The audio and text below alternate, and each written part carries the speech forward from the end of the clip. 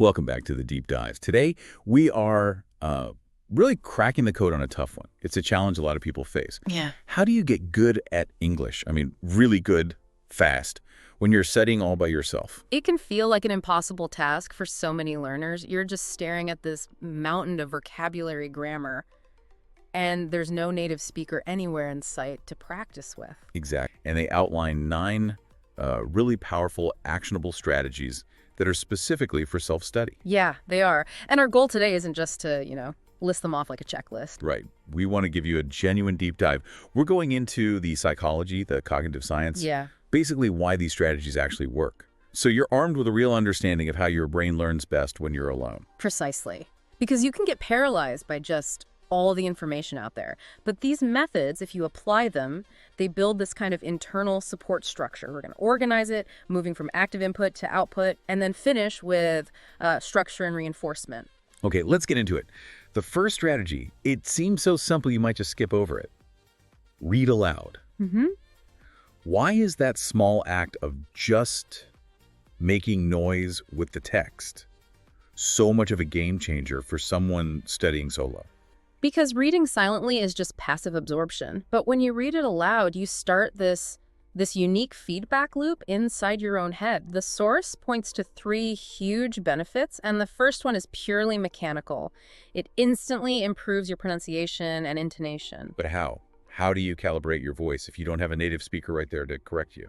Well, when you read aloud, you're basically forcing your internal monitoring system to wake up. You've already internalized the rhythm of English from, movies, podcasts, lessons. Why, you have a mental model. You have a mental model. So as you speak, you're subconsciously comparing the sound coming out of your own mouth to that pattern in your head. You become your own first auditor. You start to hear where your cadence is. That makes so much sense. You can't fix a mistake you don't hear yourself making. And that links right into the second benefit, which is that it dramatically enhances memory retention. It's this idea of auditory and motor reinforcement. So it's not just your ears, it's your mouth, too. Exactly. When you say a word, you're engaging the motor memory, the muscle memory of speaking. And hearing your own voice, which your brain is wired to prioritize, it solidifies that memory. You're not just seeing the word, you're making it and you're hearing it. Recall becomes so much faster. So you're learning from a 1-lane road into this superhighway. That's a great way to put it. And the final piece is psychological. It's huge for self-starters. It builds speaking confidence. Just practicing, even to the wall, it reduces that initial anxiety about speaking the language. The muscle memory is there before you're even in a real conversation. Which leads us perfectly into tip number 2. Inundate yourself with English media. Podcasts, music, shows. Yeah. Just constant exposure. It's the absolute bedrock of comprehension. The first benefit, enhancing listening skills, is pretty obvious, but the real detail here is in the variety. You have to expose your ear to different speeds, different accents. Right, because the English you learn in a textbook isn't what you're going to hear out in the real world. Not at all. The source really emphasizes this. You need to hear various accents and colloquial expressions. If you only ever listen to, say, a formal British speaker, you might be completely lost talking to someone from Boston, Yeah. or someone from Alabama where the vowel sounds are totally different. But like immersion that you can turn on and off. And that leads to the biggest reason. Media gives you context for real-world language use. You start to grasp how the language is actually used, not just the grammar rules. I remember when I was studying Korean in Seoul, I watched dramas constantly. I didn't just learn words, I learned the slang, when to be formal, when to be casual with friends. So you know when and how to use the phrases. Yes. That's what gives you real confidence to interact. You know what's appropriate outside of a classroom. Okay, so that's input. Now we have to make that hard switch to output, which is, let's be honest, where the real work begins. Tip number 3, write daily. Keep a journal. Start a blog in English. This one is so powerful for a couple of cognitive reasons. First, yes, obviously it improves your writing skills and your vocabulary. But the deeper benefit, the real why, is that writing forces you to organize your thoughts directly in English. You're talking about getting rid of that little delay, right? That pause where you're mentally translating from your native language first. Exactly that. We call it internal translation, and it's the biggest enemy of fluency. Writing every day breaks that habit. It forces your brain to build the thought from scratch in English. You're training those neural pathways.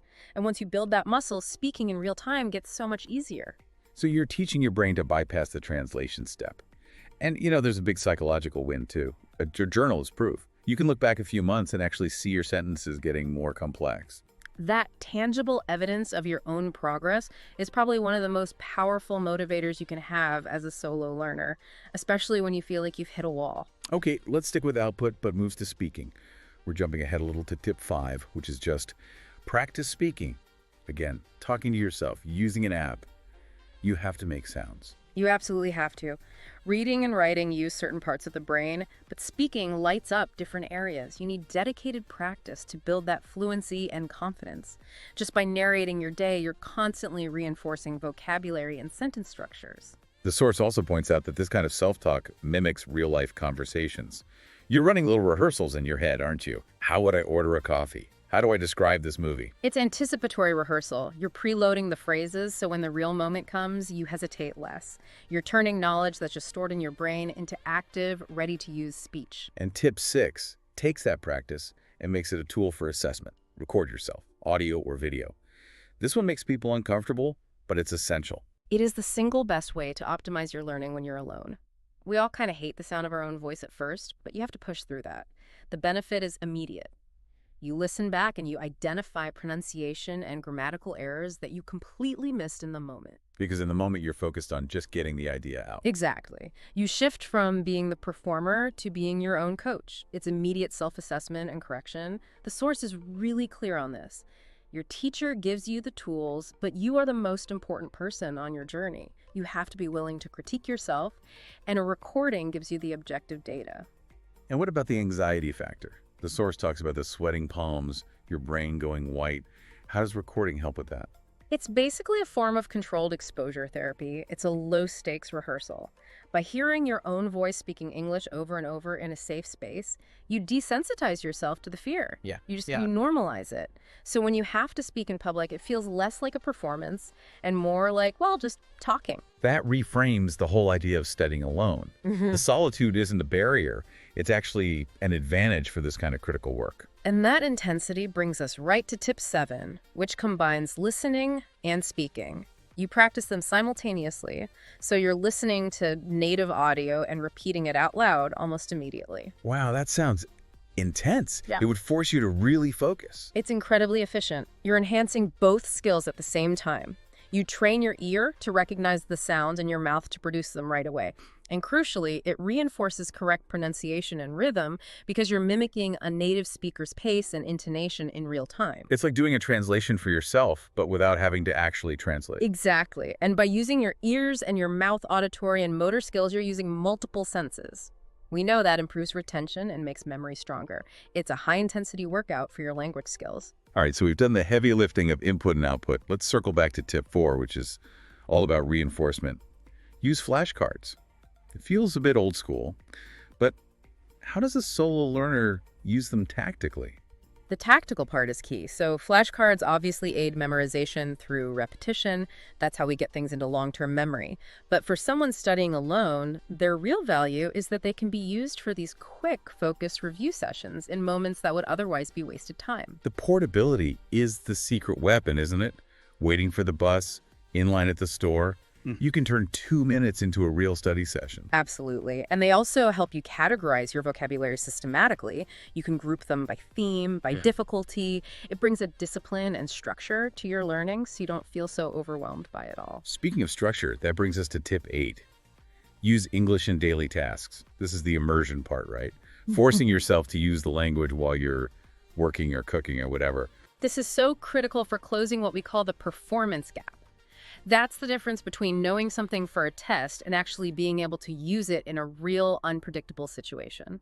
By, say, putting labels on things in your house in English or narrating what you're doing as you cook a meal, you make the learning practical and relevant. It connects the word on the flashcard to the actual object in your life. It does, and it gives you constant practice and immersion. If English is just part of your normal routine, you solidify all that everyday vocabulary and you keep your skills sharp. It's essential for rapid improvement. And finally, we get to the foundation for this whole plan. Tip number 9, set specific goals. This is more than just deciding what to do. It's about the psychology of making it work when you're on your own. This is the ultimate driver. Specific goals give you motivation and direction. When you're studying alone, there's no teacher giving you deadlines. It's so easy to just drift. But a clear goal like, I want to pass this specific test in 6 months, it keeps your focus laser sharp. And it lets you celebrate the small wins along the way. If the goal is specific, you can measure your progress against it. You can see the improvement, and that fuels you to keep going. Right. And the structure itself prevents you from getting paralyzed. Setting goals keeps you focused and organized.